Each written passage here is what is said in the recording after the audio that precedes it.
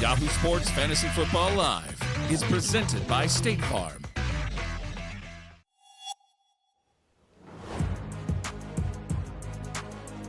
Good morning and welcome to Fantasy Football Live here on Yahoo Sports. I'm Liz Loza and I'm joined as always by my fellow fantasy analysts Andy Behrens in Michigan, Matt Harmon in Los Angeles, Tank Williams in San Francisco, and betting analyst Minty Betts in Las Vegas. Guys, just two teams on bye this week, only missing the Rams and the Broncos. What are you hoping to see for your fantasy rosters? Andy, why don't you kick us off? Well, I can hardly remember a time when I did so much frantic re-ranking and changing of lineups in the seconds before this show kicks off. So I'm hoping that any of these dudes that I just picked up as Lamar Jackson replacements do anything for me. Colt McCoy, Tyler Huntley, anyone. I need something. All right, Matt, are you scrambling for quarterback play as well? Oh, yeah, absolutely. I mean, in one Superflex league in particular where we're all actually playing in together, I'm completely banged. So tough scene, worked my way back to 5-5, and now it's just like, well, I guess I'm going to have to hope that Joe Flacco gets lost on his way to the stadium and Mike White gets to throw a couple passes or something. That's the situation I find myself in. I mean, for God's sakes, can somebody be hired to follow Lamar Jackson around and just stop him from getting sick? Unbelievable that this has happened again.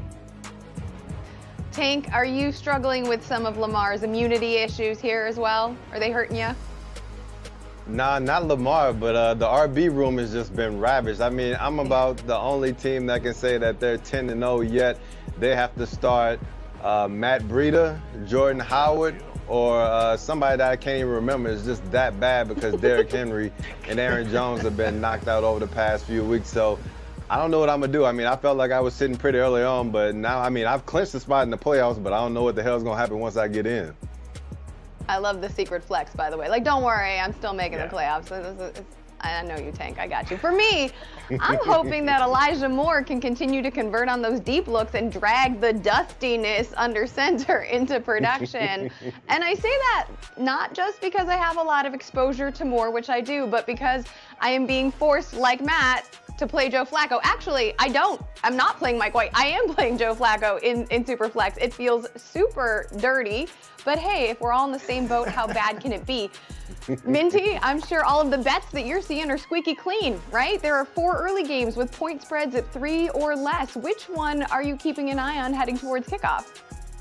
I'm actually really loving the New Orleans-Philly game because part of me thinks it's a trap game, but part of me thinks that the Eagles are the right side here. I mean, we've got the best run defense going up against one of the best rushing offenses, so that'll be an interesting watch. I'm going to keep my eye on this one, but ultimately I think the Eagles win this.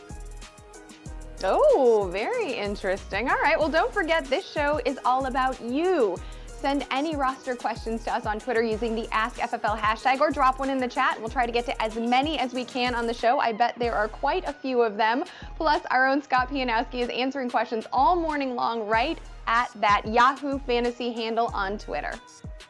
Let's turn our attention to the injury reports now. It's going to get weird. Ravens quarterback Lamar Jackson is dealing with a non-COVID related illness and is inactive today against the Bears. Tyler Huntley is the backup. 49ers running back Eli Mitchell is inactive for San Francisco. Jeff Wilson Jr. will lead the Niners backfield. Jags running back James Robinson is active in that game as well. Some running backs returning from IR this week. Clyde Edwards-Helaire will likely split duties with Darrell Williams against Dallas, and Miles Sanders is back in action for the Eagles. Some other notable players that have been ruled out: Alvin Kamara, DeAndre Hopkins, Antonio Brown, Amari Cooper, all missing in action here in week 11. And this afternoon, Kyler Murray is again listed as a game time decision today against Seattle, but it didn't look likely he'd return this week. Seems to be the trend. On Monday night, tight end Rob Gronkowski likely to return for the defending champs. All right, that is the latest. Now it's time to get into our first over-under. Andy, you do the talking now. Yeah, first over-under of the show is we're going to talk about a quarterback who I wish I had available to me in any Superflex league, but I do not. It's Cam Newton. This is fun. Cam's fun. That's one of the hopeful things that we can possibly discuss this week. Cam Newton, we're going to set his passing yardage number this week at a very attainable 199.5. Here's the trick with this number, however. He was actually under it 10 different times last season. Now, of course, that was New England. That was a very different cast of receivers.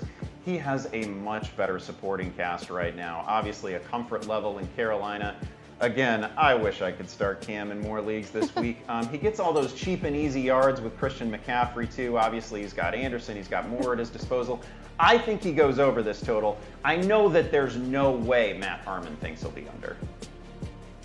Not a shot. Of course I'm going over this marker. I mean, you mentioned it too. The great part about this is, like, Cam Newton is not just some joker coming off the street. He's got built-in chemistry with guys like DJ Moore, Christian McCaffrey. These guys have started games together in actual real life. I mean, Robbie Anderson is like glowing looking at Cam Newton in the press conference. By the way, really looking up.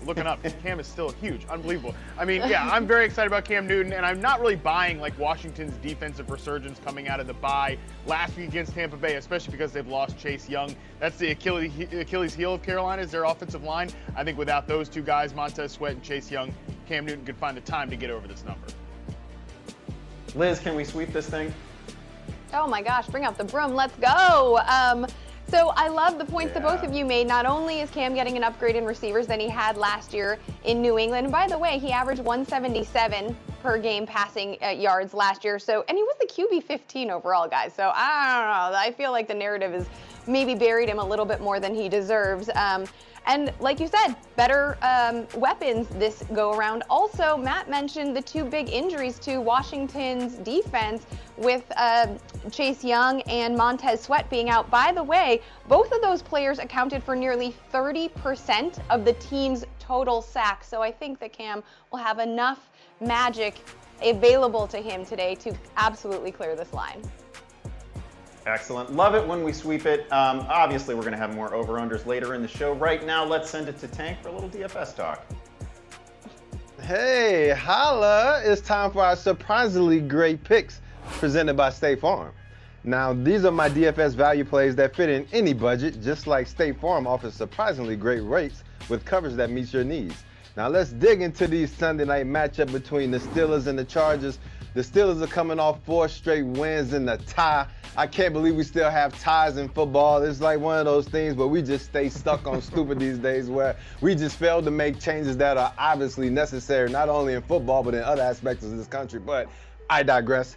And then the Chargers are coming unplugged like they normally do. They usually start off slow in the beginning of the season or falter late in the season, but right now we're mid-season chargering after losing 3 of the last 4 games. But I feel like the Chargers get back on track. So my first player is Keenan Allen. Like, the dude's been averaging 12 targets, 8 receptions per game. I understand that Pittsburgh pass defense is tough, but my man has been trending in the right direction. I feel like he's going to have to come up big in order for the Chargers to pull off this victory against the Steelers. I really like where they're going right now. My cousin is nowhere to be found in the past 3 or 4 games, so I feel like Keenan Allen is a solid play in this one right here. Now, you go to the flip side to the Pittsburgh Steelers. I'm going with Najee Harris because I say it almost every week because it seems like they're almost playing primetime every week. That Steelers offense flows through Najee Harris, and running backs flow through the Chargers defense like Iguazu Falls. So I feel like this is a layup. Make sure you don't miss it. Now, my guy that's going to be the superstar for this game, Austin Eckler. And it's another one of those things where the Pittsburgh Steelers defense is really tough against running backs. Yet I feel like in order for the Chargers to get back on track, they're going to have to put this game in Austin Eckler's hands. Whether it's him running the ball or affecting the game through the pass game, I feel like Eckler is going to have a huge impact on this game for the Chargers to get it back on track. And I think he does it tonight. Now let's flip it on over to Monday Night Football, where the Giants are going to try to follow that blueprint that they had against the Saints in order to try to get a victory against a Bucs team that's been reeling over the past couple of weeks. Like, I figured that they would really bounce back last week, but I guess Tom Brady wasn't pissed off enough. But now, going against these G-men, I feel like he's going to let us have it a little something. So that's why I'm liking Chris Godwin. If you can think back a few weeks, we've had my man Cooper Kupp ball out against the Giants. And how did he do it? in the slot. We had one more wide receiver, CeeDee Lamb. The Dallas Cowboys balled out against the Giants in the slot. So that's why I feel like Chris Godwin is in for a really great game today. On the flip side, Kadarius Toney. Now, I understand Saquon Barkley may be back, but with the negative game script going against the New York Giants, I feel like they're going to have to lean heavily on Kadarius Toney. I feel like he gets a lot of targets. He gets back on track. He's been struggling with an ankle injury himself. I feel like he's healthy enough to ball out. And obviously, the superstar is going to be Tom Brady. Like, he had decent stats against the Saints, not so good against Washington. I feel like with everybody hyping up Man in the Arena, he got commercials all over ESPN right now. I feel like he comes out angry. He comes and he balls out against the New York Giants in prime time and gets the Tampa Bay Buccaneers back on track. So, whether you lace them up on Sundays or you're looking to lock in your lineup in the last minute with us, State Farm offers surprisingly great rates on car insurance. So like a good neighbor, State Farm is there. Get a quote today. All right, guys, welcome to the Sportsbook. We're over halfway through the season, and this is kind of the time where we can sort of figure out who's going to make it all the way and who isn't. So I'm going to highlight some very notable Super Bowl bets that we received this week. But before I do that, we've got some major wagers today. We've got $357,000 to win $325,000 on the Ravens -4.5, which is pretty risky knowing that Lamar won't be starting today. We've also got a little over $373,000 to win on the Seahawks money line +115 earlier in the week before the Kyler Murray news. Now, onto the big bets. We've got $25,000 to win $200,000 on the Buck. Not too outlandish. Next big bet we've got is $19,000 to win $266,000 on the Packers to win the Super Bowl. Not bad. $20,000 to win $280,000 on the Titans to win the big game. And $20,000 to win $500,000 on the Patriots. I actually don't hate that one. Guys, I'll be back in a bit with my best bets for week 11. Let's get to our first check-in on social media this morning and answer some roster questions. Don't forget to send your questions to the hashtag AskFFL. Our first tweet comes from James. James needs flex help in a non-PPR league. That makes this interesting. James Robinson, CEH in his return after injury, or Jeff Wilson subbing in for assumedly Eli Mitchell and Jermichael Hasty. You know, Andy, I'm going to ask your opinion on this because of the old school standard format. Which of these three running backs, I'm assuming it's between Robinson and Wilson, would you prefer? Oh, yeah, that didn't hurt. I'm shrugging that off. No big deal. I'm gonna go Wilson here. Actually, this is hard for me because I need the answer to be James Robinson, right? Like, I'm rooting for James Robinson to be the right answer here, but almost every place that I've got Jeff Wilson, I am starting, and this is a great spot against Jacksonville. Obviously, we wouldn't expect game script to tilt away from the run in this one, and it should be all Jeffrey Wilson, with obviously with Elijah Mitchell sidelined this week. So we're looking at 20+ carries for Wilson. He's going to be a very strong play here. Just for clarification, it was because of your affinity for the format, not for any other reason. Let's get to a second question. It's from August Mom. Hank, I can hear you laughing. Leonard Fournette on Monday Night Football, David Montgomery versus the Lamar-less Baltimore Ravens, or Mark Ingram with no Alvin Kamara in the lineup. You know what, Tank? Go ahead. You start talking now. Which of these two guys, these lumped together in the rankings running backs, would you prefer? Oh, so we got two. No, we just have one. I said two just on one? accident. All right, so if I have to choose one, I'm going to go with Mark Ingram. I mean, the Philadelphia Eagles give up the 11th most fantasy points to running backs. Like, they've been feeding Ingram like they would feed Kamara if he was healthy. And then he actually had some action in the pass game, too. And he was playing against the Titans defense that's been pretty hot as of late and threw up some pretty good numbers. So I'll definitely roll with my man Mark Ingram going into Philly. All right, let's get to another one. And this one, Matt, is going to be for you. It is from Topher. It is a Cam Newton question, so steel yourself. Cam Newton, Tom Brady, or Patrick Mahomes? Which of these quarterbacks are you choosing? Andy, don't be triggered by this question, by the way. Why do you have why do you have all of these guys on your team? See? How does this possibly happen to you?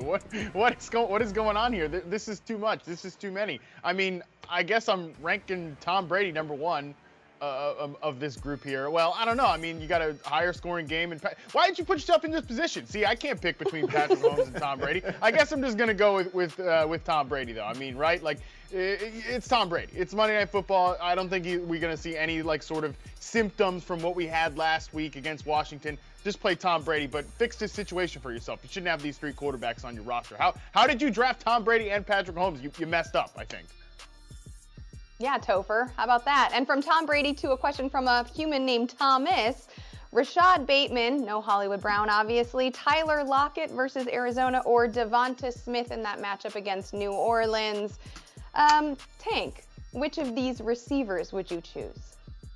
Damn, this is interesting because, I mean, everybody and their mama was on Bateman before we found out Lamar wasn't playing. And I've been scared as hell of Russell's finger.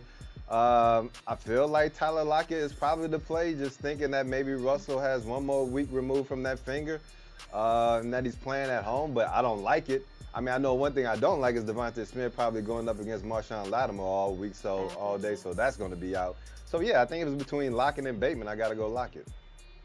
All right, Lockett it is. And now it is time for our first break here in Fantasy Football Live. When we come back, the guys will reveal who they think will be off their game this week.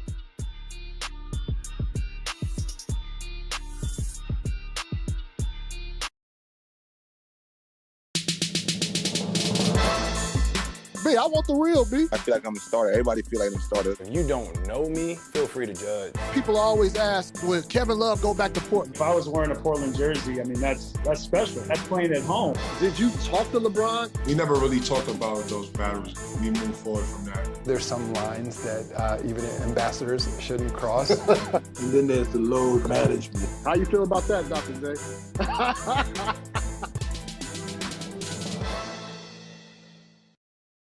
I'm Hannah Kaiser, and this is The Bandwagon. The best way to watch baseball is with an unnecessarily masochistic level of emotional investment. Check out these dance moves. Ohtani Unleashed. Aliens fan. I don't know if they're watching. Huge fan.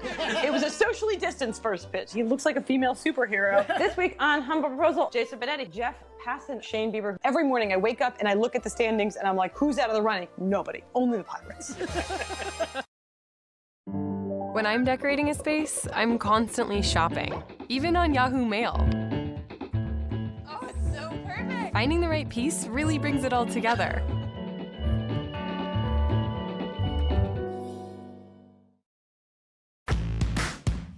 Watch free, live football.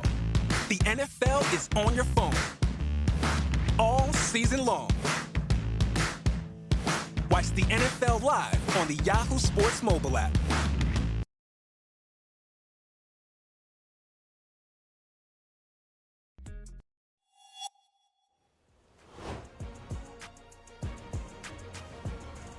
All right, we're talking a little off their game. This is the segment where we make you just feel bad about players that you're starting, that everybody's starting, that are being started in at least 50% of Yahoo leagues. Not much you can do about it, but we're going to make you feel a little bit less enthusiastic. Matt, who's going to be off their game this week?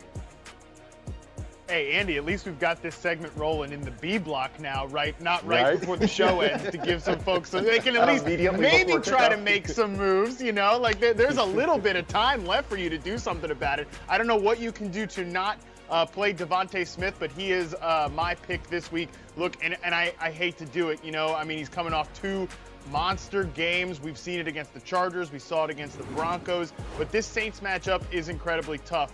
Tank alluded to it earlier. They got Marshawn Lattimore there in the secondary. This guy's been getting healthier all season, and the Saints have just been blanking #1 receivers. You know, outside of a huge touchdown that Mike Evans got on them, he had mostly held in check, and then Chris Godwin as the interior receiver went off. A.J. Brown last week held in check while Marcus Johnson went off. You know, Kyle Pitts, who is kind of their #1 receiver there in Atlanta, he was held in check while, Olamide Zaccheaus went off. The tough part for the Eagles is, like, it ain't going to be Jalen Reagor going off there, so maybe Smith still gets his, but I would definitely be dialing down expectations for him today. If you could find another wide receiver 3, I'd probably make the swap. Tank, who else is going to be off their game this week? Man, if you heard me waffling right before the break, you probably know it's going to be Russell Wilson going against the Cardinals. That's why I was saying, oh, man, if Bateman just had my man Action Jackson, because honestly, like, Russ was struggling way before he injured that finger. And I think I know why. Like, if you look at it last year, the Seahawks ran for the 12th most yards in the league, and right now they have the 11th fewest most rushing yards. So I feel like that lack of a run game has impacted Russ way more than that finger, and way more of him losing like 1 on 11 like fake battles, like pregame battles when he's out there doing whatever that little thing he's doing on the field when he was injured. And so I feel like the fact that Kyler Murray isn't going to play is actually worse for Russ, because if Kyler was playing, then that offense for Arizona was clicking on all cylinders. He actually would have been pushed to put up more points and put more yards up. But now, with Colt McCoy back in the saddle, I feel like it may be an even uglier game for Russ this week. I'm going to stick at the quarterback position and talk about Aaron Rodgers. This is somebody that I've got going in a 20-team league. There's nothing I can do about it. I got to play him. I'm not feeling that great about it. First of all, he missed a couple of practices this week with that toe injury, which now sounds like it's going to bother him probably for the rest of the season, so that's a concern. Also a concern, he's going to see a lot of pressure this week from that Minnesota Vikings defense. They lead the league in sacks. They're tied for the league lead there. Fun fact about Aaron Rodgers, well, maybe not so fun. He's averaging just 1.9 yards per attempt this season when pressured. That is the lowest number in the league. That's courtesy of our friends at Inside Edge. That's rough because he's going to be feeling the heat this week against the Vikings. Don't like that at all. You know, you look back, in 7 of 9 games this season, he's only got 2 touchdown passes or less. So a little bit of a concern for me this week, given the matchup and given his health. Those are 3 guys who are going to be off their game this week. 2 people who are never off their game, Liz Loza and Austin Eckler. Let's see what they talked about this week.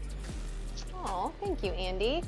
He's right. Each week I chat fantasy with Chargers running back Austin Eckler. This week after Tom Everett-Scott, who Andy, by the way, could do some definite sound-alike work for, dropped by to talk about his healthy obsession with fantasy football. We are so excited to welcome an actor that you know from such films as That Thing You Do, Boiler Room, and La La Land. But what you might not know is that he is obsessed with fantasy football.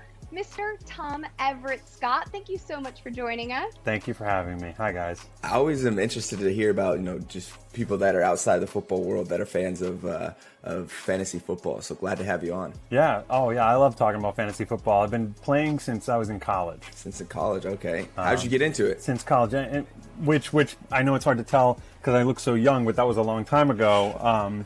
But I got into it because actually a friend of mine who I'm still in a league with, his name is Bruce Jacobson. He's an ad exec. He lives in New York City, and he still runs this league, and he started it freshman year, 1988. Wow. I think. It's still running strong, huh? Yeah, but back then you had to look up the stats in the back of the sports section on the USA Today. Wow. It's so much nicer today. How many leagues are you in, Tom? So, much to the chagrin of my wife, I'm in 12 leagues. 12. It wasn't 12 leagues. It didn't start out this way. I don't think it's you're a fan anymore. I think there's a problem. Wait, is that including best ball and dynasty? It's a hobby. How? Oh, right. Does it include best ball? No, it actually doesn't include best ball or FanDuel, which I play probably 4 or 5 FanDuel contests a week. Well, you should try best playing ball... on Yahoo. We do have a DFS game, Tom. Yeah, we don't say the F word here.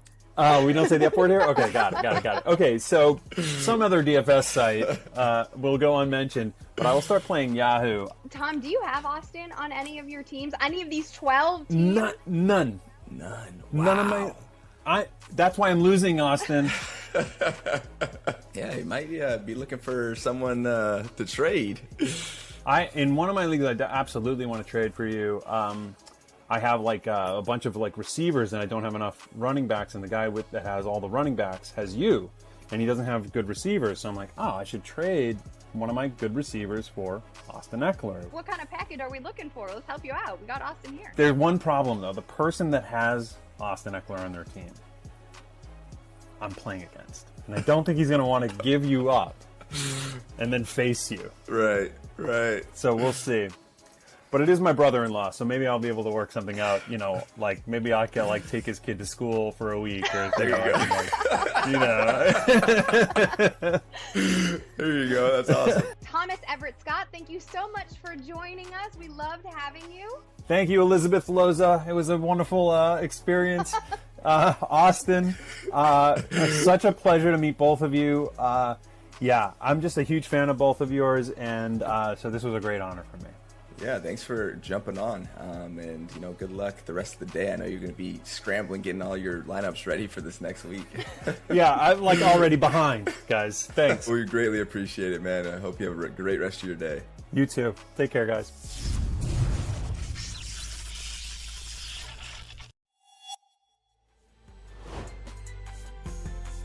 All right, it's Make Your Pick time. We're taking a handful of social questions here, and Tank is joining me, and thank goodness he's joining me because these questions are hard.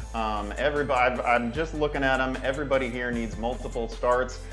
Some of the names are a little sketchy. Let's start with Kyle. Kyle is in a half-point PPR, needs 3 from Darrell Williams, Rashad Bateman. There's a lot of interesting stuff to talk about here. Darnell Mooney, Michael Gallup, Deontay Foreman. Tank, we'll start with you on this one. Give him 3.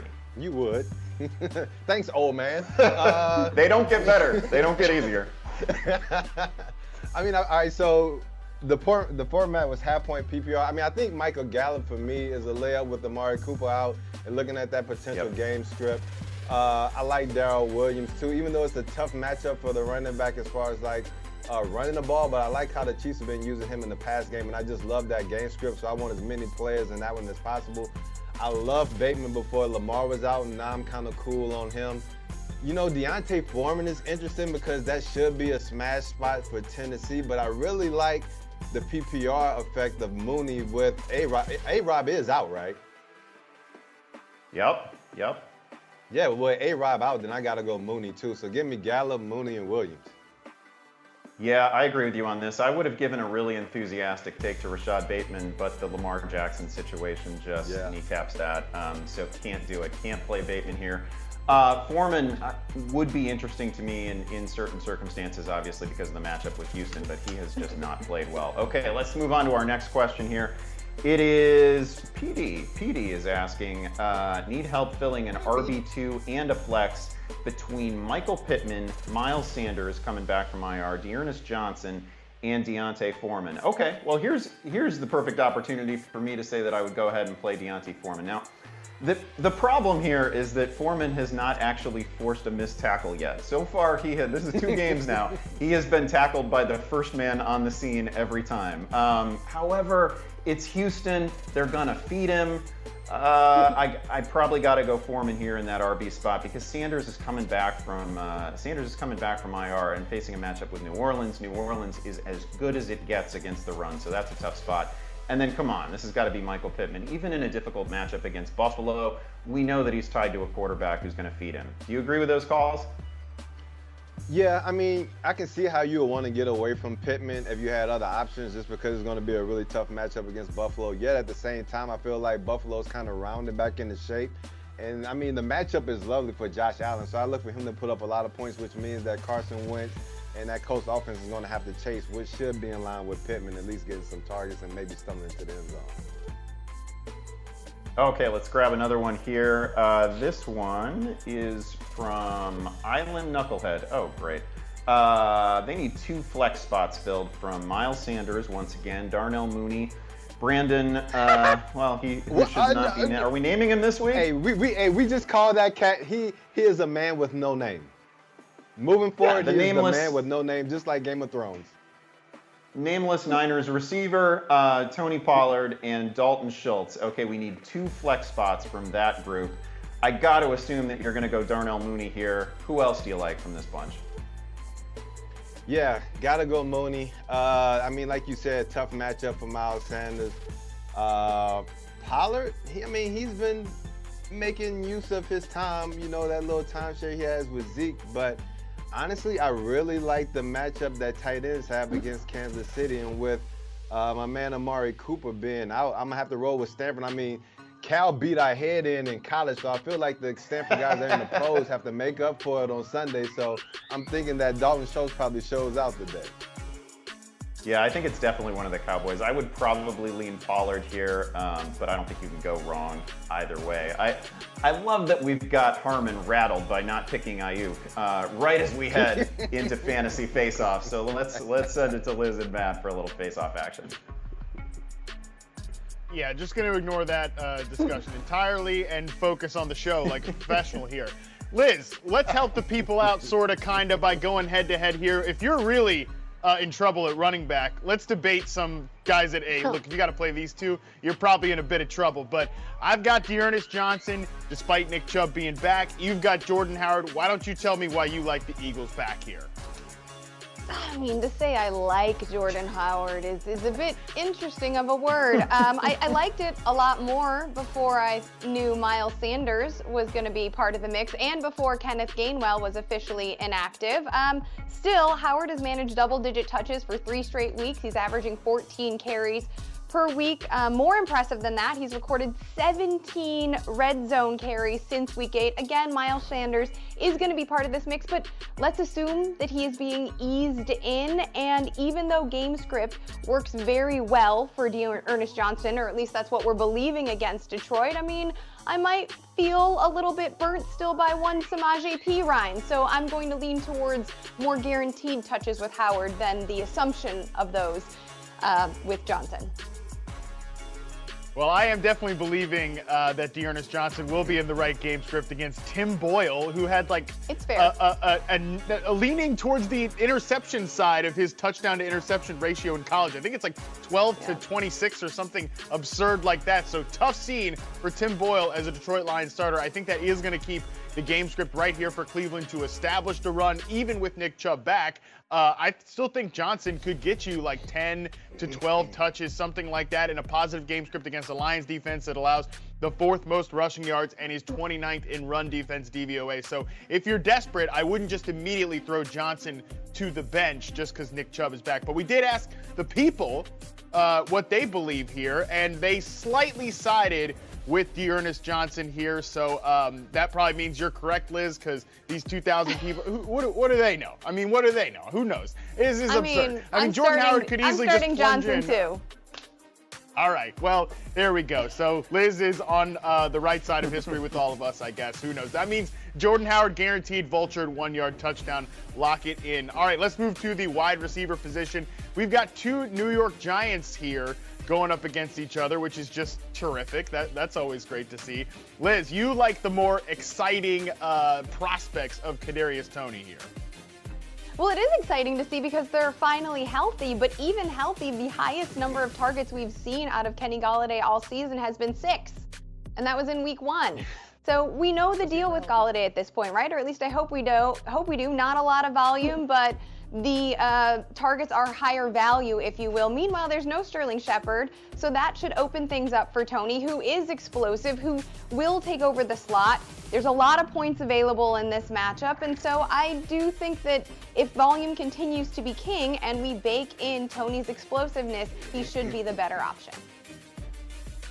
Yeah, I'm still a little nervous about Kadarius Toney after they didn't give him a full workload the week going into the bye. I think part of that could be that he also is still getting healthy. I think also, though, like, I know nobody wants to hear this, but he's not a refined player. Like, you can't just go out there and ask him to run the full complement of routes just yet. So that might be why they still aren't playing him full time. Meanwhile, Kenny Gallaudet, I think that he is the healthiest he's been all year coming off the bye week. Also led the wide receivers in routes run last week. Admittedly, also rotating in and out. So, I mean, we're both playing with fire here a little bit, Liz, but I will absolutely chance Kenny Gallaudet against a Tampa Bay secondary.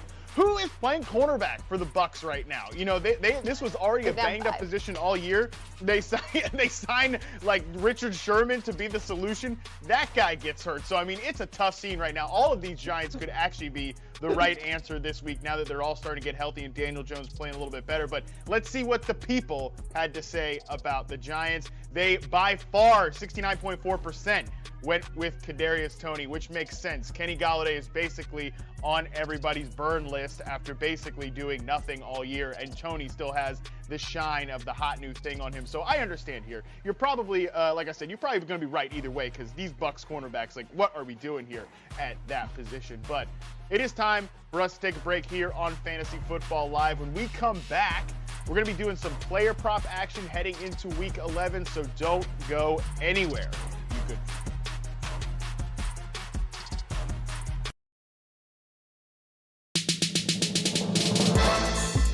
B, I want the real B. I feel like I'm a starter. Everybody feel like I'm a starter. If you don't know me, feel free to judge. People always ask, will Kevin Love go back to Portland? If I was wearing a Portland jersey, I mean, that's special. That's playing at home. Did you talk to LeBron? We never really talked about those battles. We moved forward from that. There's some lines that even ambassadors shouldn't cross. And then there's the load management. How you feel about that, Dr. J?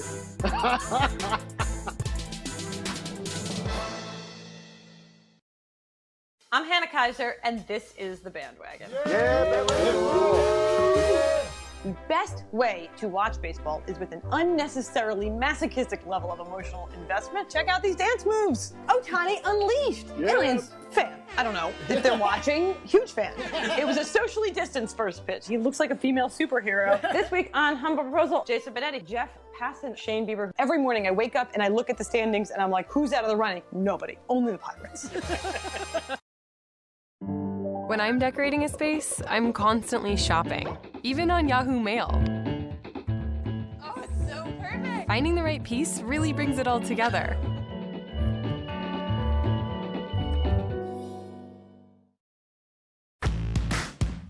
Watch free, live football. The NFL is on your phone all season long. Watch the NFL live on the Yahoo Sports mobile app.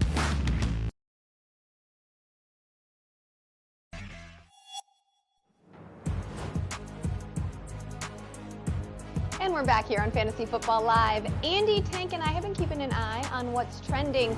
Here are some buzzy names this morning. Rashad Bateman, James Robinson, Alex Collins, Donta Foreman. We've already talked about a couple of these guys, most of them in fact, but we haven't discussed Alex Collins, so I'd like to start there. Chris Carson on IR, not looking great. Alex Collins still in the mix.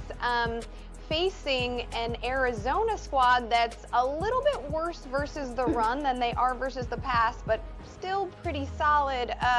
Tank, how are you feeling about Alex Collins? Could you, I mean, I imagine he's probably inside your top 30, but could you put him inside your top 25 if you squint?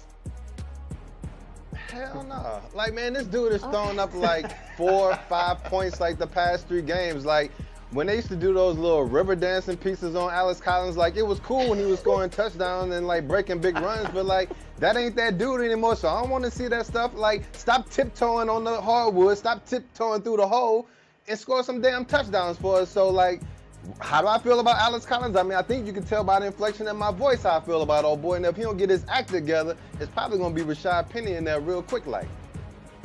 Oh, okay. All right, so we know how Tank feels.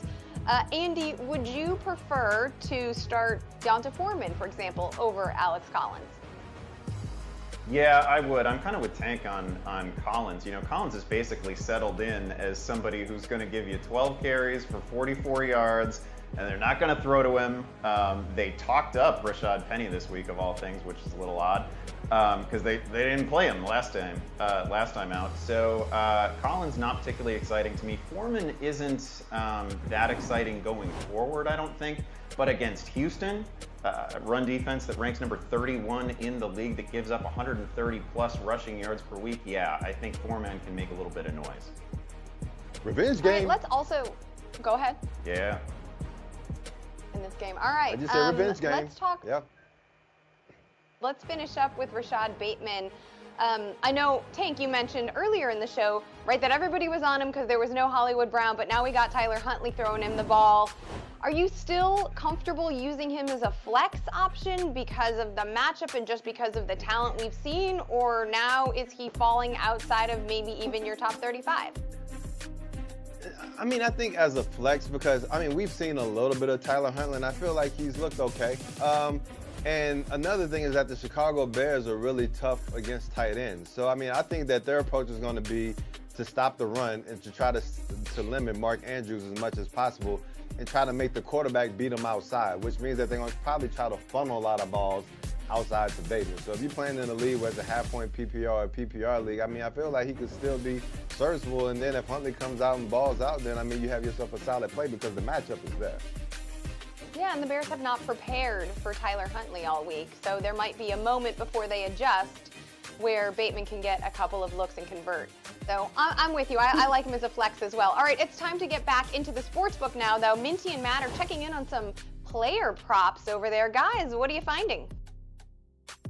Absolutely. We've got an exciting crop of players to talk about. Minty, your first guy here, I see we've got an over bet from Minty here. Let's talk about Mike Gaseki, who came in way under any line last week because he caught 0 passes.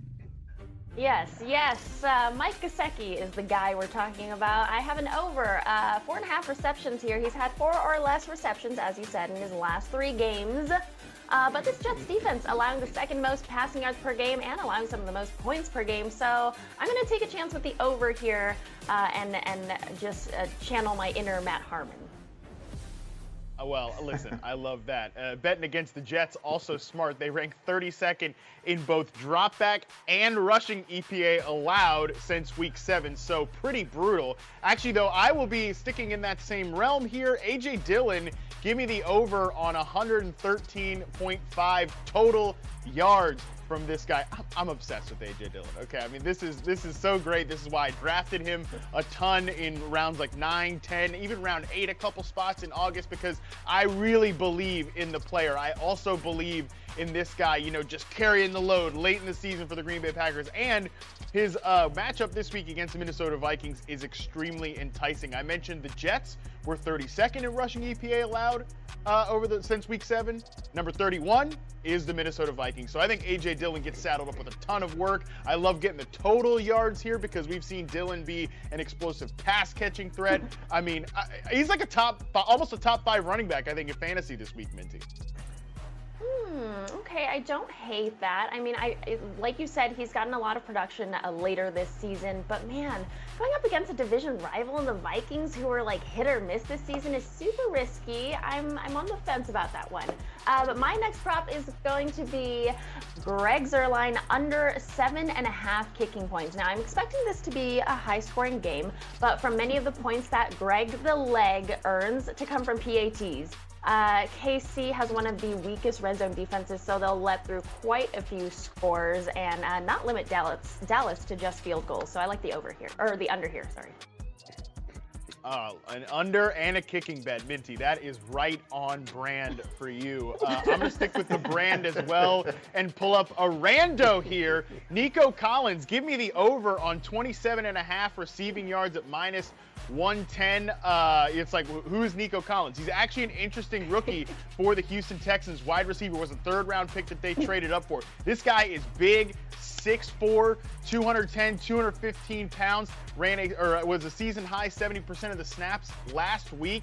Nico Collins is a guy that I think you should probably think about picking up and stashing at the end of your fantasy benches. I think this guy can play. We know the Texans, coming off their bye week, desperately need some help at that wide receiver position. Kind of reminds me a little bit of a T. Higgins, like a more explosive vertical receiver than you think. I really like this guy, and I just want to call attention to him here. Matchup against the Titans in this spot, you know, a secondary that's been a little hit or miss. I think Collins can rip off a couple of big plays on dig routes and stuff like that. So, a bit of a random pull there, Minty, but I like Nico Collins here. Love it. It was definitely a name I haven't heard much this season, but it's a really low total, and he's done phenomenal in all the games he's played in, so I actually really like that over.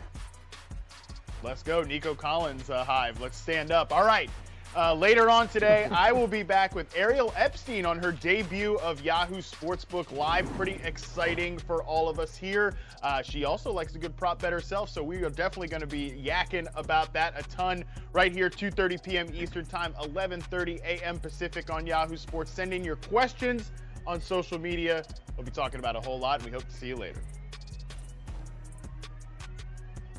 All right, it's over under time again, and we are looking at the Sunday night game. We're talking Mike Williams. Remember not so long ago, Mike Williams was an absolute fantasy star.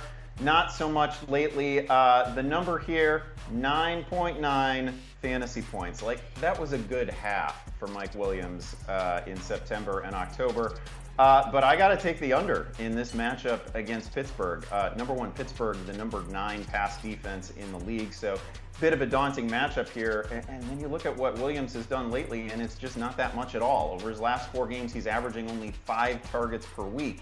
Started off the season, in his first 5, he was averaging 10 targets. Where have all the deep balls gone? We have no idea. Justin Herbert, over the last 4 games, has only thrown 9 passes of 20 yards or more.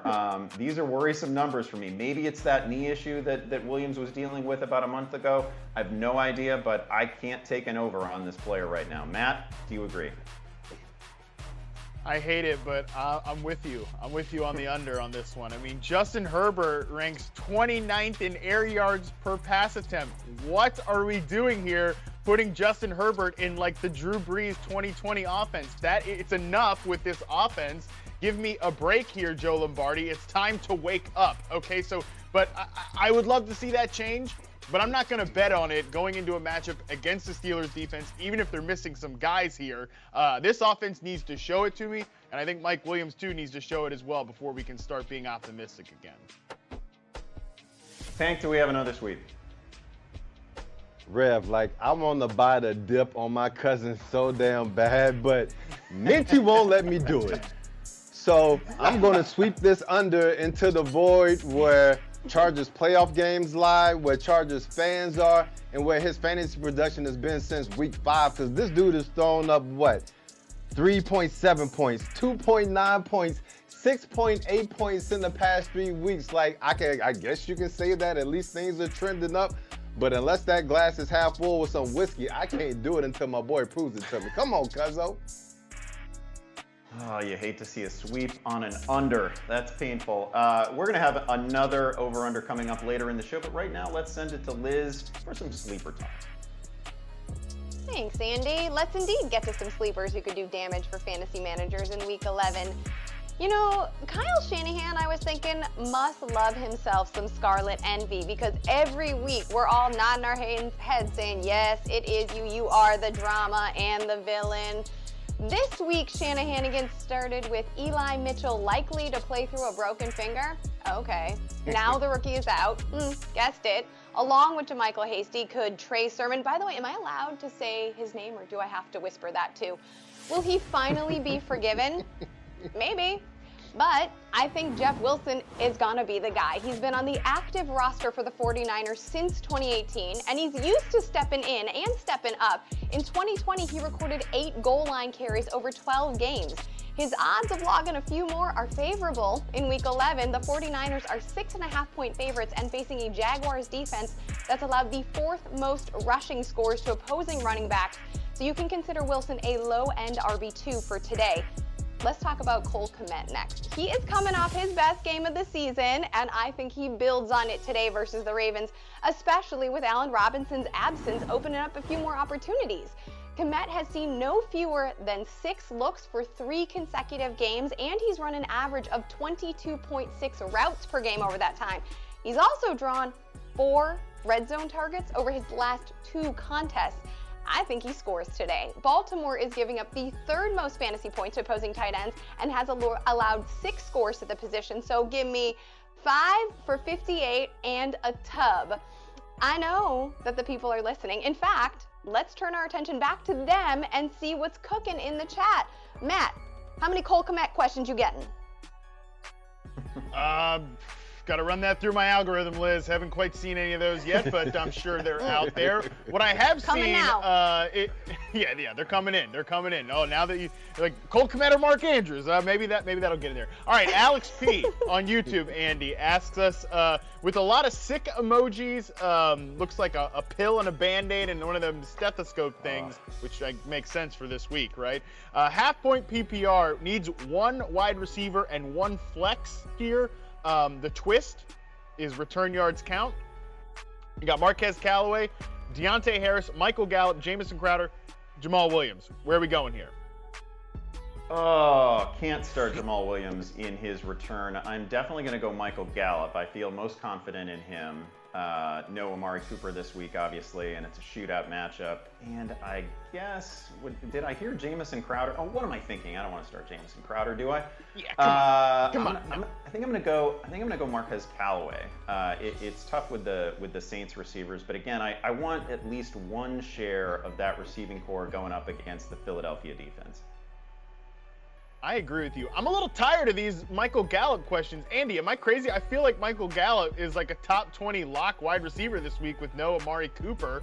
Like, we know that they have other threats in that offense, but this is a huge boost to Gallup's target share. I mean, I'm playing him over guys like that I would normally consider locked and loaded superstars too. But still, I mean, I think that's where Gallup is right now. Yeah, I totally agree with that. I mean, considering this sort of rogues gallery of receivers, right, Gallup has to stand out in that crowd. Well, let's put that to the test here because we got another Michael Gallup question here. Paul Miller asks us, we need to pick two here. T. Higgins, Brandon Cooks, and Michael Gallup. I talked about Nico Collins earlier. You know, I mean, this obviously that's a lock that he's going to be the #1 receiver there going forward. No, I'm kidding about that. But I think Brandon Cooks is the lowest ranked of these guys to me. T. Higgins, by the way, just $15 in our daily game, whereas Jamar Chase is $29. Yeah. I think that gap should close. I think T. Higgins is pretty much right up there as an every week starter at this point with the volume he's been getting, especially in the red zone, Andy. Yeah, I agree with that call. This for me, we need two here. I'm definitely going to go Higgins and have to go Gallup here again. That is a super friendly matchup against Kansas City, and it's going to be an absolute shootout of a game. No surprise if that thing gets to, I don't know, 60, 65 points. So give me Gallup and Higgins. Love it. All right, last one we'll do here. William Jones. A little bit spoiled of a question here, William, but we'll allow it. You know, you're a good team, obviously, this late in the season. Half-point PPR sends in the whiskey emoji and a dancing emoji. How nice. Yeah, you're dancing because you got to choose one wide receiver and one flex between Jamar Chase, Chris Godwin, CeeDee Lamb, and Clyde Edwards-Helaire. Whew! That's a lot of good players there, Andy. We got to pick two of them. Yeah. I mean, he has me just feeling bad about myself, right? Because I don't have these options. Right. That's got to be Chase. I'm definitely going Chase there. And I'm definitely going CeeDee Lamb. And that's obviously not just chasing a huge week last week. Again, no Cooper. It's the Chiefs. I want all kinds of investments in the Dallas Cowboys this week. So give me Lamb and Chase. Yeah, I'm bummed because I really like Chris Godwin and I really like the matchup here for him as well. But I do think you have to go Jamar Chase and CeeDee Lamb there. Must be nice. Like, I'm literally thinking in a flex spot, do I still start Boston Scott or James Washington in that disaster super flex I mentioned earlier? Like, must be nice to be you, William Jones. All right, I'm shook. We got to step aside here on Fantasy Football Live to let me recover from that mess there. When we come back, the Bucs are hosting the Giants on Monday Night Football. How exciting. We're going to do a little over-under action on one of their skill position players when we get back.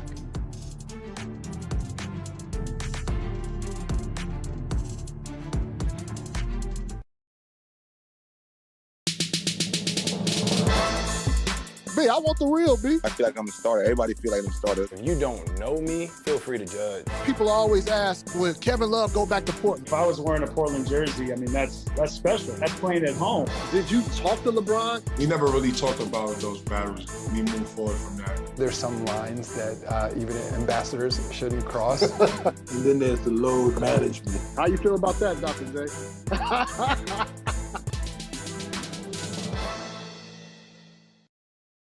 I'm Hannah Kaiser, and this is The Bandwagon. The best way to watch baseball is with an unnecessarily masochistic level of emotional investment. Check out these dance moves. Ohtani unleashed. Aliens fan. I don't know if they're watching. Huge fan. It was a socially distanced first pitch. He looks like a female superhero. This week on Humble Proposal, Jason Benetti, Jeff Passan, Shane Bieber. Every morning I wake up and I look at the standings and I'm like, who's out of the running? Nobody. Only the Pirates.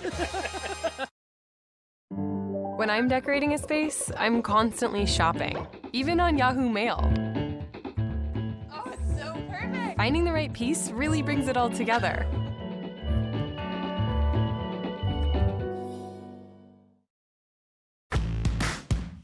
Watch free live football. The NFL is on your phone. all season long. Watch the NFL live on the Yahoo Sports mobile app.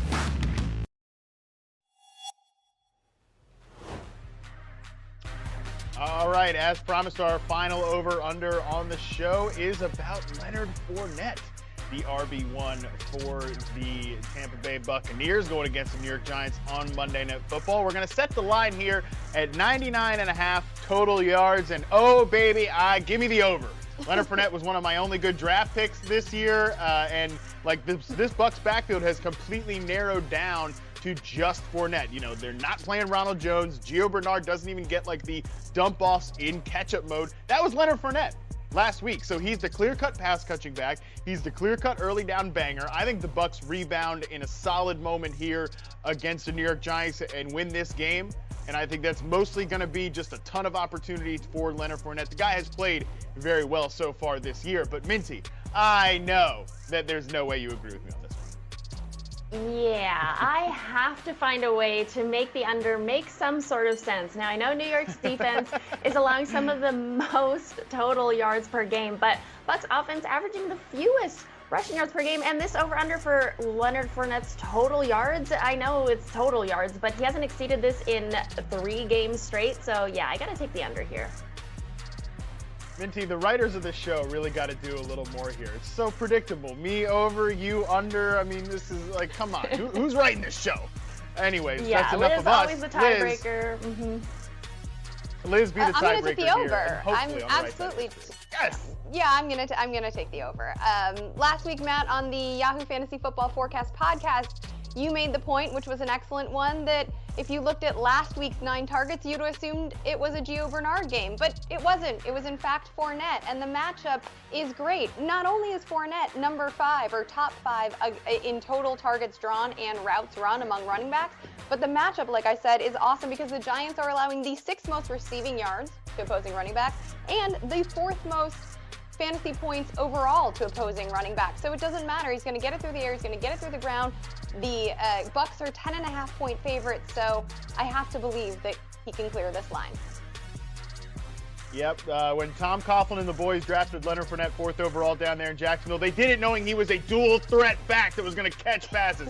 I don't think so. I'm ruling that one as a bit of a sarcastic comment. Speaking of rulings, let's toss it over to Andy Behrens in Fantasy Court for some serious business. Yes, deadly serious business this week. We have a case of poor fantasy sportsmanship that I want to take up here. Not sure that we've taken a case exactly like this one before. Our question comes in from C. Bowman, who writes, about 2 weeks ago, a team picked up and dropped every available starting quarterback, leaving them all on waivers. Some teams couldn't replace bye week or injured QBs. A few argued that is a valid strategy. Rest assured, Bowman, I will make no such arguments. I rarely hear about adults doing this. This is like the thing that a petulant little child would do in their fantasy league with some of their classmates. First of all, I should say that at Yahoo, a same-day ad drop will not actually send a player to waivers. We have some rules that prevent this, right? Like if I just pick a guy up at 11 o'clock and then drop him at 11:01, he's not going to waivers. That's not an issue. Churning players to prevent people from adding free agents is absolute trash, and it is deeply unfun. Apparently, what the offender did here, at least if this is a Yahoo league, is to add 2 or 3 quarterbacks one day, hold them overnight, then drop them the next, send them to waivers, and then add a new batch. This is strategically questionable because you end up burning through your bench spots, right? And it is ethically questionable because you're making no effort to improve your own team and everyone is mad at you. Let's throw up these rules on fair play at Yahoo Fantasy. Let's look at the bottom bullet there. Don't make roster moves that will intentionally hamper the play of other managers. This is something that we lay out in all public leagues. Again, don't make roster moves that will intentionally hamper the play of other managers. This isn't like high-level strategery that you're engaging in here. This is just clownish conduct that makes the whole enterprise unfun for everybody. So I would recommend that this commissioner, I don't know, if you really have to, if you can't just ask them not to do this again, institute transaction limits, fees for transactions, something, or at least the kind of derision and ridicule that you're getting here. This is a terrible move. We can't have it. Stop doing it, people.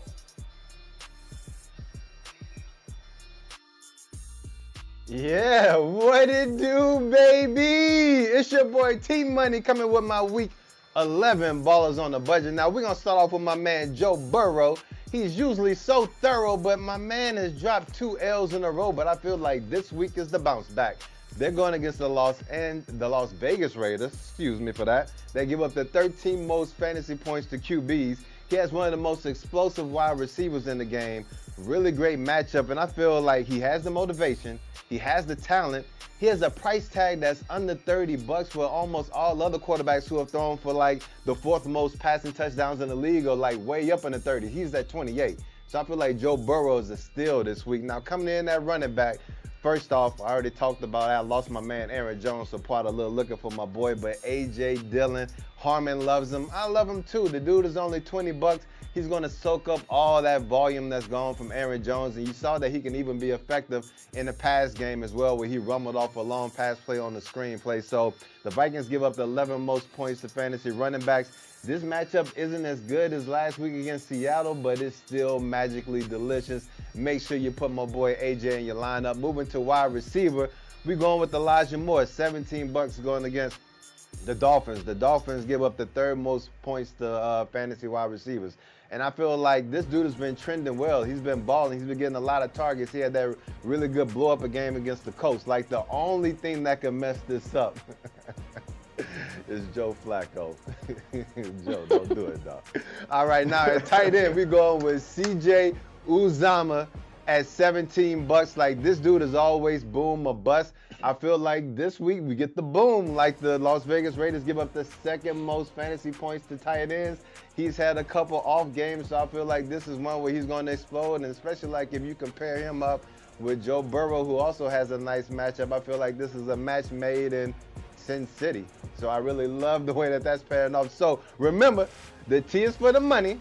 And the money is something that you will not have in your pocket if you do not get these dudes in your lineup. Now, producer Dan, throw up these ugly standings, because now the Rev is in first place, because the Rev actually won last week. I mean, honestly, I will admit that we can't brag about our lineups because all of our lineups were trash last week, but he put up the best trash last week, nipping out Harmon by 1 point.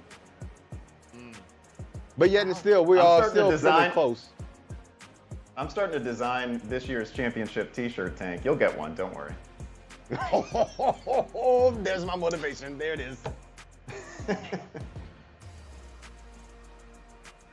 All right, well, you can still get in on the action in daily fantasy. Maybe Andy will design you a t-shirt too. And you can do it this morning on Yahoo. Our big $1 million baller contest is open, and you can win cash prizes. First place takes home $100,000. Visit the Daily Fantasy Football Lobby and join in on the fun. Matt? Yeah, speaking of fun, if you're sick of the goofballs on this show, well, too bad, because there's actually another place you can find most of us here, along with our brilliant colleagues in Scott Pianowski and Dalton Deldonis, the Yahoo Fantasy Football Forecast. You can subscribe wherever you get your podcast. Let's take a listen as our 2 handsome, lovely colleagues, Dalton and Scott, talked about the big Bucs-Chiefs game coming up.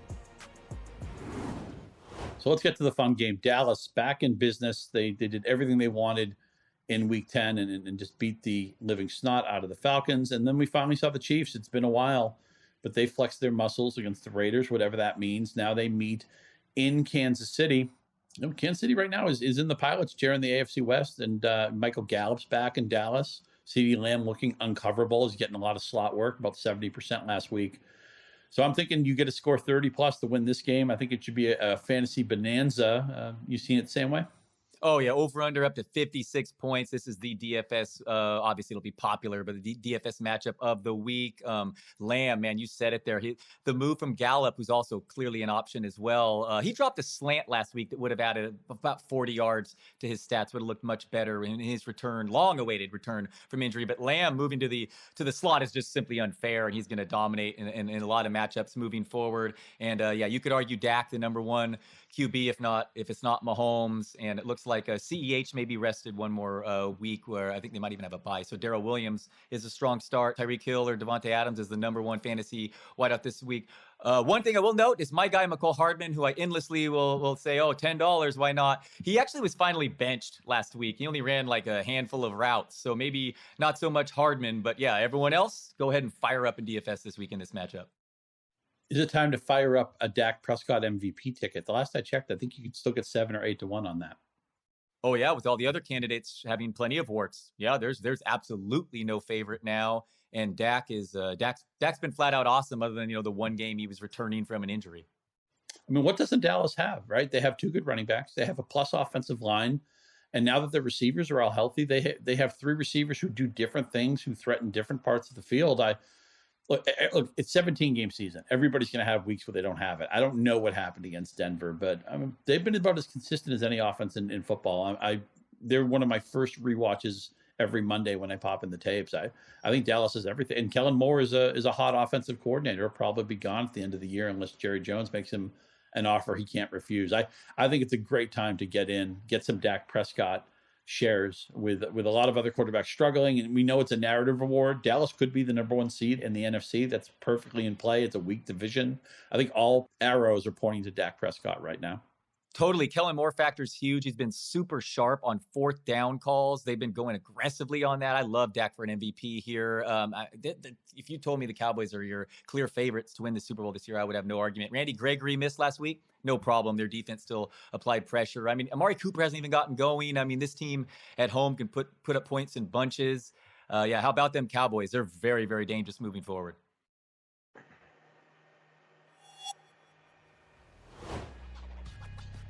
Let's check back to Twitter for some more viewer questions at the hashtag AskFFL. And we will begin with Jason's question. Devonta Smith, J.D. McKissic, or Elijah Moore in PPR? Andy, this is our first J.D. McKissic question of the day. We were on a bit of a roll here. Are you liking him over the 2 other receivers, one dealing with the Joe Flacco issue and the other one dealing with a Marshawn Lattimore issue?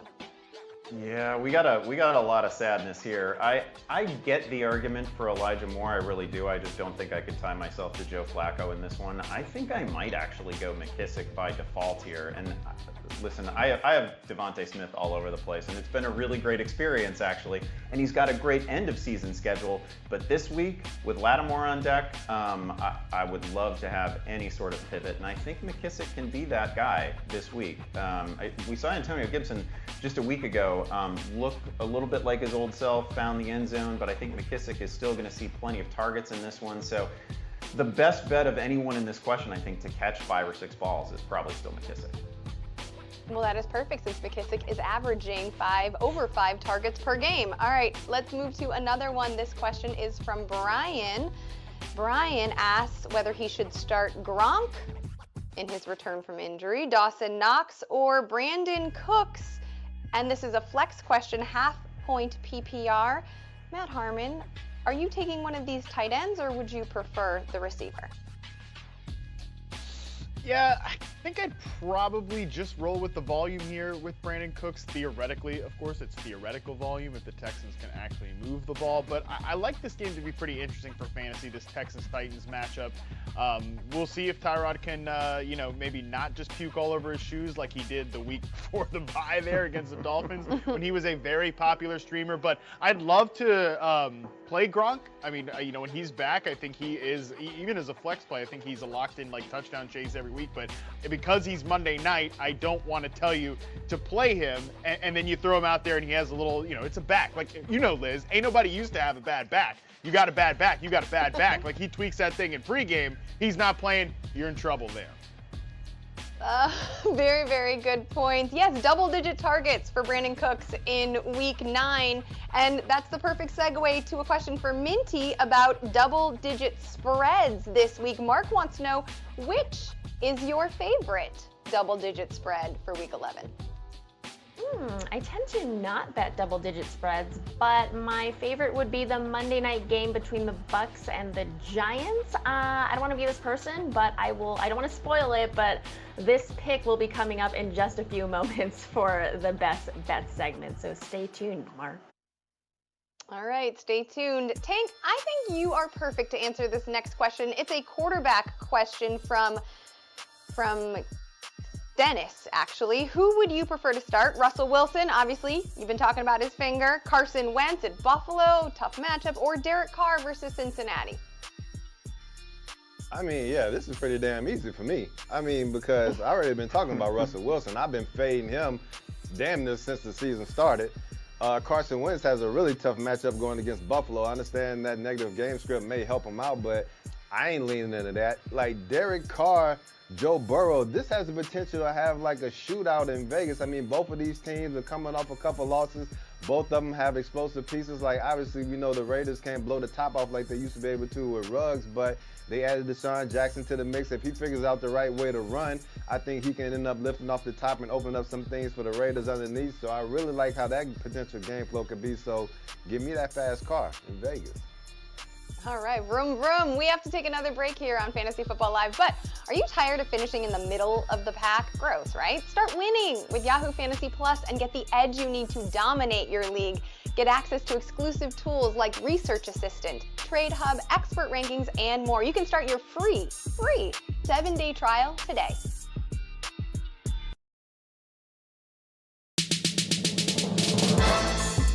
B, I want the real B. I feel like I'm a starter. Everybody feel like I'm a starter. If you don't know me, feel free to judge. People always ask, will Kevin Love go back to Portland? If I was wearing a Portland jersey, I mean, that's special. That's playing at home. Did you talk to LeBron? We never really talked about those battles. We moved forward from that. There's some lines that even ambassadors shouldn't cross. And then there's the load management. How you feel about that, Dr. J?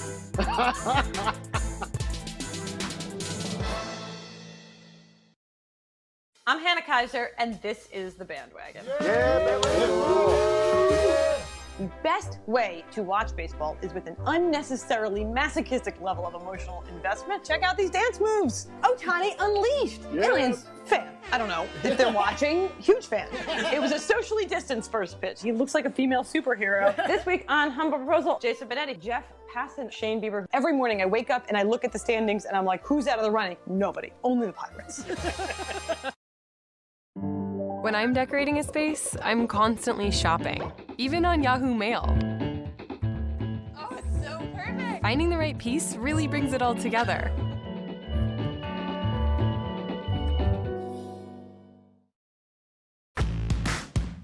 Watch free, live football. The NFL is on your phone all season long. Watch the NFL live on the Yahoo Sports mobile app.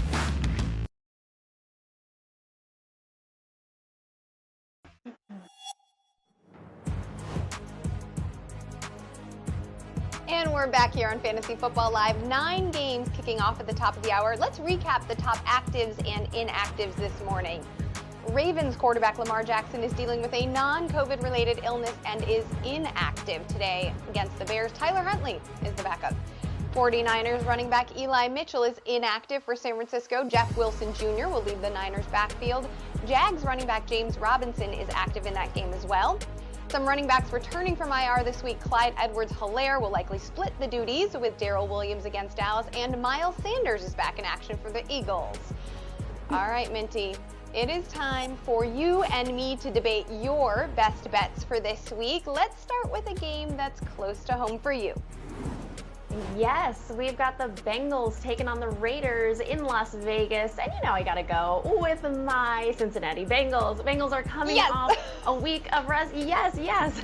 They're coming off a week of rest as well as 2 really tough losses, but they're a better team than what they showcased prior to their bye week. Cincy's offense is averaging 6 yards per play and can take advantage of Vegas's struggling defense. So I love Joey B here, of course, to win this one. Yeah, I am in agreement with you. It is pretty astounding how closely matched these two squads are. In fact, per Football Outsider, Cincinnati is ranked number 25 in total DVOA, while the Raiders are ranked number 23 in total DVOA. But the Bengals are coming off of a bye week. They are rested. And, you know, the Raiders were just exposed by Kansas City a little bit. So I think that the Bengals can take full advantage with that loaded offense and ultimately win in this one. I will take them as well. Absolutely. All right, for Sunday Night Football, we've got the Steelers and Chargers. I love the Steelers catching 6 points here. Both of these teams like playing close games this season, but neither of them have been looking great lately. The Chargers are dead last in rushing defense, allowing 4.6 yards per carry. So I can see Najee Harris run all over this Chargers defense here. I like the Steelers to keep this one close and probably even win straight up here. Oh, Minty, I cannot. This is a bridge too far. I cannot. I might have a couple of biases in play here. And I will admit that the Chargers are looking a lot like a team that plays up to the opposing level of competition or plays down to it. But give me even a boring Justin Herbert over a banged-up Ben Roethlisberger any day, especially when you factor in the defensive issues that the Steelers are dealing with. No Minka Fitzpatrick, no TJ Watt, no Joe Hayden. I do think that the Chargers can cover here. I get it. I just think 6 points is a lot. But now moving on to Monday Night Football, the Giants and Bucks. 10.5 points is the spread here. I like the Giants plus 10.5. Tom Brady has had issues with the Giants in the past. Granted, that was against the almighty Eli Manning. But New York is well rested. They're getting healthier on offense, probably healthier than they've been all season. And they're 5-3 against the spread as underdogs this season. So I will take my chances with the G-Men.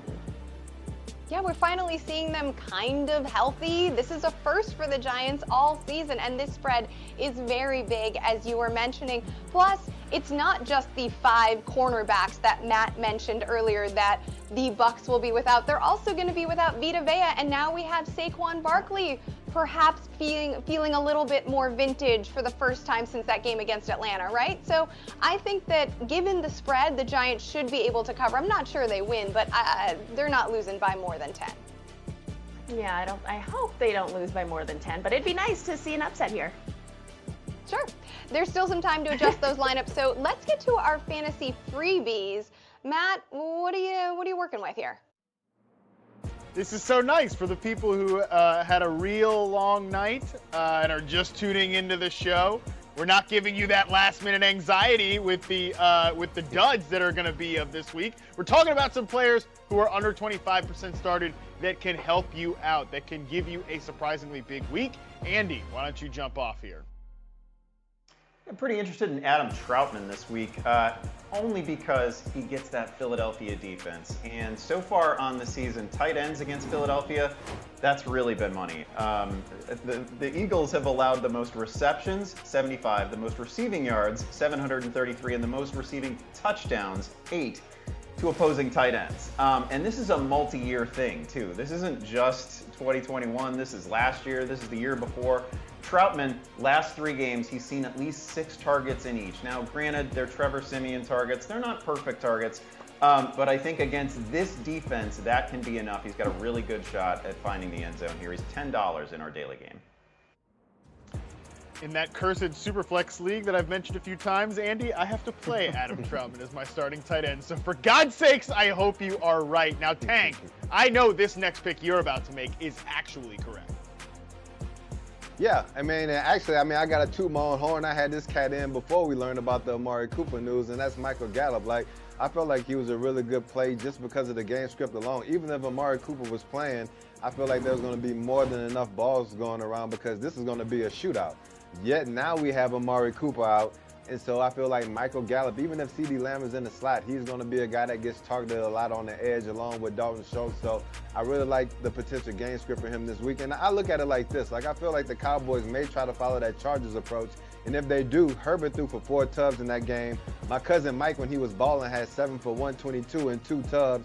And Keenan Allen had 8 for 50 in the tubs. So whether Michael Gallup channels his cousin in me, Michael Williams, or Keenan Allen, I feel like it's going to be a pretty good setup, especially for $15 in DFS.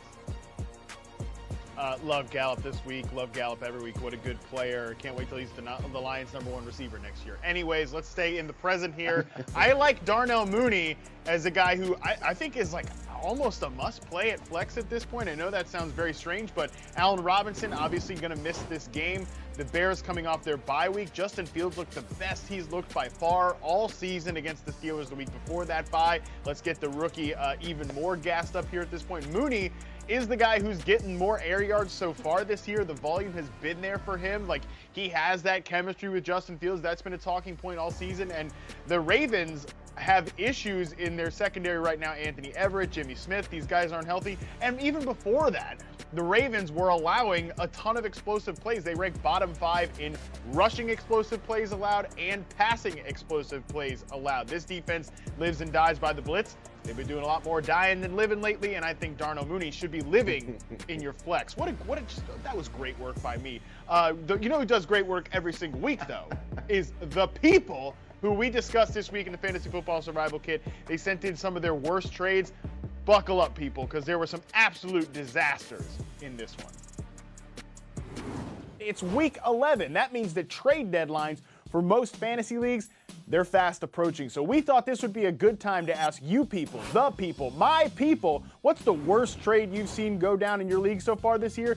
We want to educate you and help you make better trades going forward as the deadline's coming, but also let's laugh at a few folks along the way who've had some misfortune. It's time. DJ Baby Bok Choi, shout out to you, because this is a great trade on your part. And keeping up with the Joneses, this is the absolute most donkey thing you can do in fantasy football.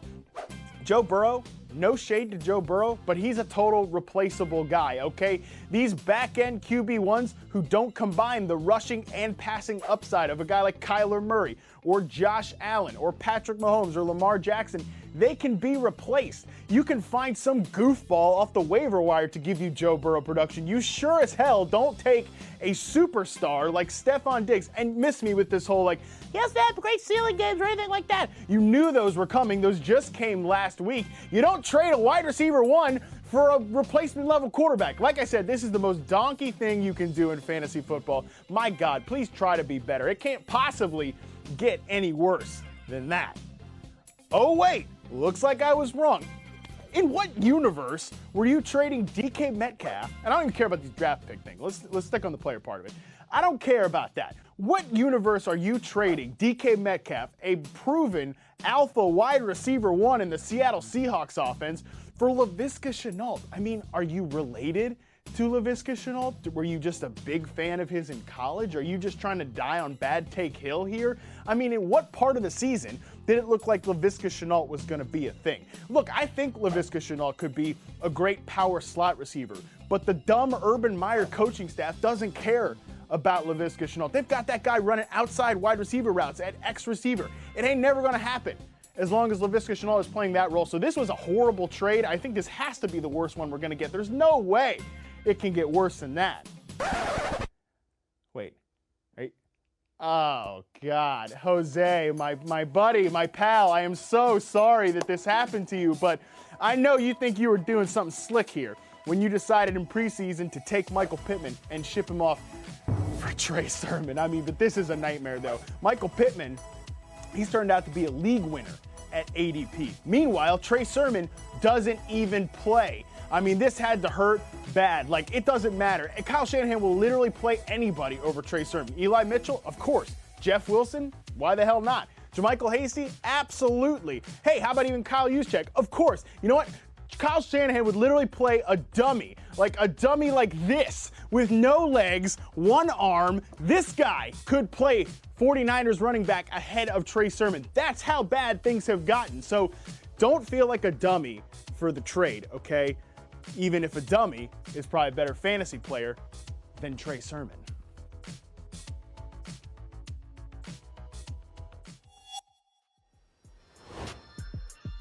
We are just moments away from kickoff, so let's get to as many social media questions as we can, and let's start with this one from Eunice. This human needs some running back help this week. Might sound crazy, but with the matchup, Austin Eckler, the matchup is Pittsburgh, by the way, or Devonta Freeman versus Chicago. Obviously, no Le'Veon Bell. We all heard about that earlier in the week, but Latavius Murray's supposed to be in play. Tank, please tell Eunice why they need to start Austin Eckler. I mean, I'm glad you chose me because, one, I felt like even though Harmon was saying Trey Sermon, he was thinking about another player that plays for the 49ers in his head, but he was just channeling out all that frustration by saying Trey Sermon. But you know who you were thinking about, Harmon. But when it comes to Eckler, I feel like Eckler is a must start. One, because he's our dude. I mean, he's on all our shows. And two, because, like, he's a baller. Like, honestly, just look at it like this. Like, just think to yourself, am I going to play Austin Eckler or Devonta Freeman? Like, this ain't a decade ago. We going with Austin Eckler, and the dude's going to ball.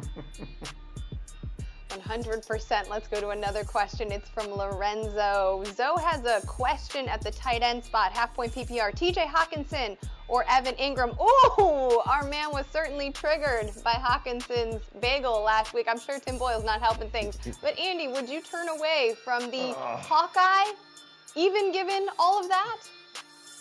I knew you were going to do this to me. I knew I was going to get this question. I get your dissatisfaction with TJ Hawkinson. I completely understand it. Unbelievable bagel that he's coming off. And obviously, he's not in a great situation this week. I just happen to think he's going to get peppered with targets. I've lived the Evan Ingram experience before, and I just can't go back. I can't do it again. I don't want it. It's even a friendly matchup against Tampa Bay, but I just couldn't. I'm going to chase the volume with Hawkinson, even if it's not great volume, even if we don't like the quarterback situation. I do think he's still going to see 7 to 9 targets in this thing. Tank, don't call him a homer. He's correct. All right, let's get to another question for Minty. Bag says, in the KC-Dallas game, what's your bet? Just a reminder, Minty, in case you don't have everything memorized, Kansas City is giving 2.5, and the over-under is at 55.5. Thank you. This one's pretty tough because Kansas City did cover the short spread last week against Vegas. I would go over, but it's one of the high set totals at 55.5. So if I had to, I would lean Kansas City, but I'm not putting my money on it because I have to stay on brand with fading them every week. Fair enough. All right, Matt, this next question is for you. It is from Red Sweater Vest. It's a flex question, standard Gronk, Dawson Knox. We've had a question with those two guys in it before. Or Robbie Anderson, who, as you mentioned, was glowing with Cam Newton back on the Panthers. I mean, again, this does kind of put me in the bind of basically we're just swapping Robbie Anderson for Brandon Cooks in that last question. And I would rank Robbie Anderson lower than Brandon Cooks. So now you're kind of in that bind again with Gronk. Like, do you have complete confidence that he's going to play this week? I mean, he's expected to. That's great. We've got more than 24 hours for him to get to that game, and just reach down to tie his shoes wrong, and boom, the back. He pops it. And then you've got to think about, like, well, do I rush and pick up Scotty Miller if he's coming off IR or something like that? So I might just play it safe with Dawson Knox here, who I do think is a pretty decent odds for a touchdown in this game. Interesting. All right, Andy, let's answer a question from Rick. Needs 2 of these in PPR. Michael Pittman. Obviously, we've talked about the matchup against Buffalo. Terry McLaurin or Deontay Johnson. We do have Ben Roethlisberger available for Johnson. Which 2 of these receivers are you choosing? Yeah, I like all these names. It's a shame that you have to actually sit one each week. I'm going to play Deontay Johnson because it's always a dozen targets, and we're going to see a dozen targets again. And then it's kind of between McLaurin and Pittman. The matchup for Pittman obviously rough against Buffalo, so I guess give me Terry McLaurin here. It's really close. I've got all 3 of these guys top 15, if that makes you feel any better. Tank, this next one is for you. It's from Justin. Full point PPR question. Needs 2 out of your favorite player in the league, Alex Collins, Darnell Mooney, Rashad Bateman, or Chase Claypool. Man, I mean, I guess since I've been pouring out a lot of liquor, let me go ahead and just finish pouring out the rest in my cup because A-Rob is going from he might as well just be inactive because he hasn't been active on the field anyway. But give me Darnell Mooney. Justin Fields loves that dude. His passing game is coming together. We've seen him kind of show some flashes over the past couple of weeks, and I like that matchup against Baltimore. Come on, give it to me, Fields. Get it popping, Mooney. All right, I think we have time for 1 or 2 more. This is a half-point PPR question. Another Michael Pittman question. Obviously, a lot of people are feeling anxious about the matchup, Michael Gallup or another Darnell Mooney matchup. Matt, which of these receivers are you choosing? You can only get 1.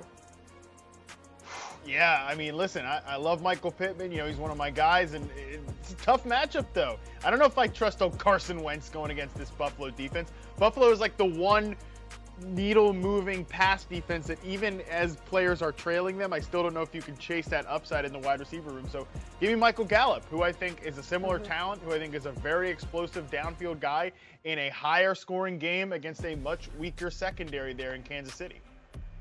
Absolutely. I'd take the field stretcher as well. Last question for the show. It is from Reed. Brandon Cooks, another Michael Pittman question, or Adam Thielen, full point PPR for this one. Andy, who are you benching? You have to bench one of these guys.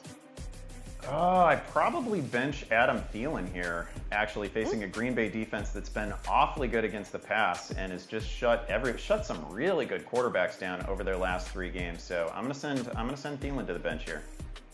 Good work, guys. We got a lot answered, and that is going to do it for this edition of Fantasy Football Live. Thanks for starting your Sunday with us. Remember, keep up with the latest on our podcast, the Fantasy Football Forecast, all week. You can find more wager talk daily on Mad Bets. Matt and Ariel Epstein will be back in just about 90 minutes on Yahoo Sportsbook Live, and of course, we'll see you back here next Sunday at 11:30 a.m. Eastern, 8:30 a.m. Pacific. Good luck to all of your fantasy teams in Week 11.